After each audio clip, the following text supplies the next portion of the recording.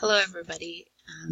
The Question of Miracles is the book I selected to read by Alana K. Arnold. The main character is a 12-year-old Iris that moves from sunny California to gloomy Oregon with her parents. Iris wasn't happy moving because a few months earlier she had lost her best friend Sarah in an accident. Oregon was nothing like California. It seemed like every day it rained in Oregon. Iris missed the sun, her dear friend, and everything that she left in California. During the entire book, Iris has to get adjusted to many new things. Friends, weather, school. During the story, learners read about the many adjustments she has to do.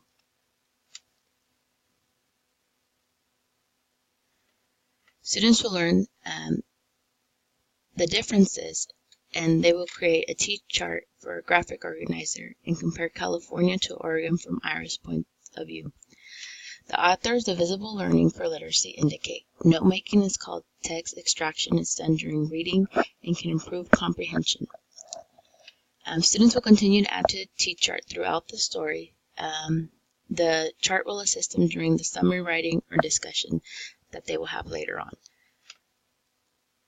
So a quick quote from Questions of Miracles. It says, "Back home in California, no one ate lunch indoors. Here in Oregon, where it had rained literally every day since they parked in and got to Oregon, it rained every day." Something else students would work on, it's a communal concept map. This, I would do this as a whole group so they can have a visual representation and they would have a copy of their own as well. And the middle word would be adjust. Students would have the definition and examples from the entire story of how Iris is adjusting to her life in Oregon. So they would be investigators and deepen their understanding because they're seeing how Iris is adjusting to Oregon. So after the death of her best friend Sarah, she wanted to find out if miracles really existed. Iris meets a boy named Boris, Iris' friend in Oregon. Boris was a miracle because when he was young, he had a disease that most babies didn't survive from. After his survival, many scientists and priests thought a miracle had happened to him. I believe it was faith for them to meet. Throughout the entire book, Iris tries to find out if miracles really exist. She asks her parents, Boris, the bus driver, a priest, a psychic, and her psychologist. Anybody she comes into contact, she asks this question of, do miracles exist? And if they do, give me examples or give me evidence that they really do. During the story, Iris hears noises coming from her closet and thinks it's Sarah, a ghost of her friend that has been deceased. Iris even buys Sarah her favorite book for her birthday and places it in the closet. Iris is grieving the death of her best friend. Throughout the story, Iris explores faith, doubt. Should she believe? Should she have hope? Should she have faith? Iris herself is a miracle because the day of the accident, nothing happened to her. And she left the accident without even a scratch. The doctors told her parents that she was a miracle. At the end of the story,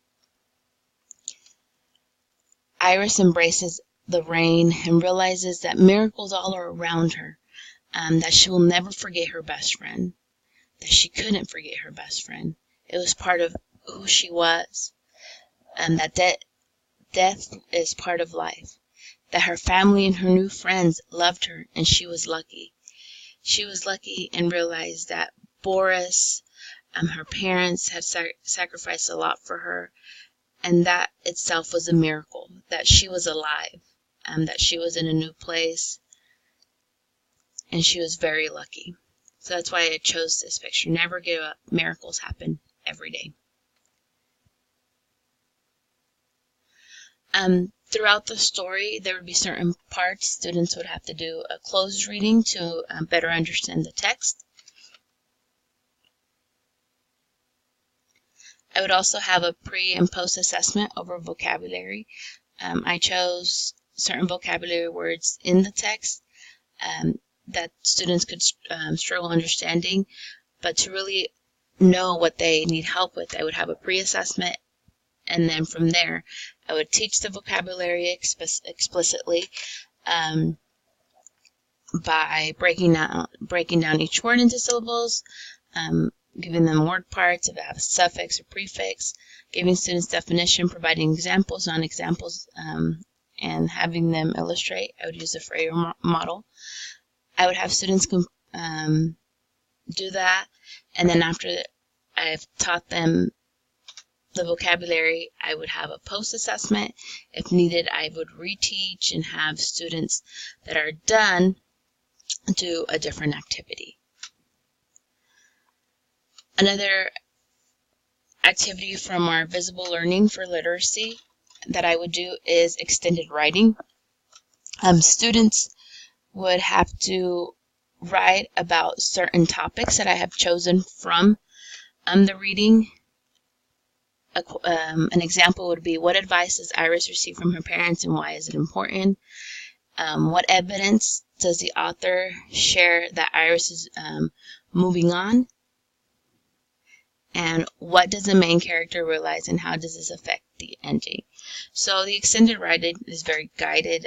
It's questions, but the students have to make inference and what would they do in the situation, go back into the text, and the extended writing would really let me know if they've understood.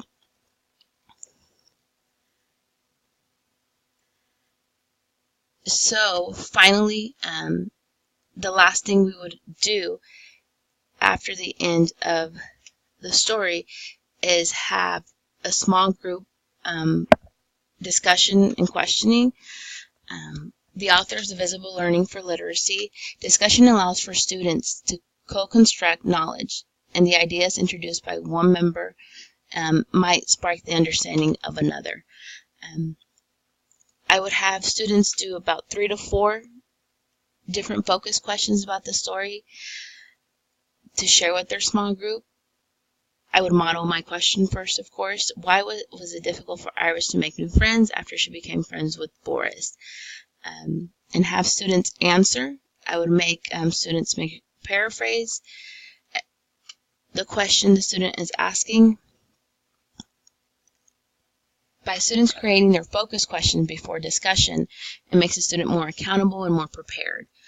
I would definitely recommend this book, and I think it'd be a great middle school book to read at the middle school level, just because it deals with, again, death, miracles, having hope, believing, how somebody grieves over somebody's death. I would definitely utilize this in my classroom. And here are my references. Thank you and have a great day.